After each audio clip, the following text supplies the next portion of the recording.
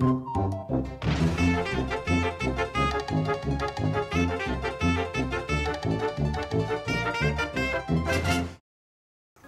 небо, но небо, которое не видно на Земле.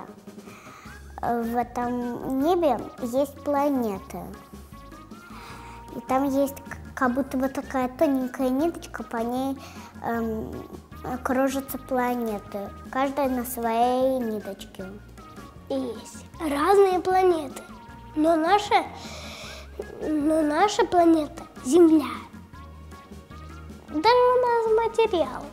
Где летают планеты, звезды и кометы, и космонавты. Очень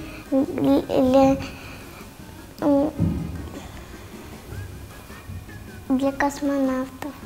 Чтобы им можно было дышать, они надевают шлемы.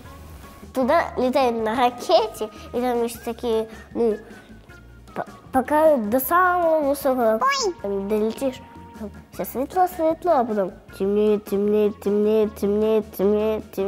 а потом вообще там темнота. Итак, сегодняшний вопрос для наших деток был: что такое космос? О том, как объяснить ребенку это понятие, расскажет наш психолог. Что такое космос? Как объяснить ребенку, что это такое? Ну, конечно, самый простой способ — это говорить ему, показывать ему и говорить о планетах, да, можно показать ему Луну, Солнце, рассказать ему о звездах, да, которые он может посмотреть на небе, можно сказать ему о космонавтах. Ну, то есть любую информацию, связанную с тематикой космоса, ему, конечно, лучше, вернее, не то, что лучше, обязательно нужно показывать, потому что абстрактно, например, сидя днем, рассказывать ему про звезды, будет абсолютно бессмысленное занятие.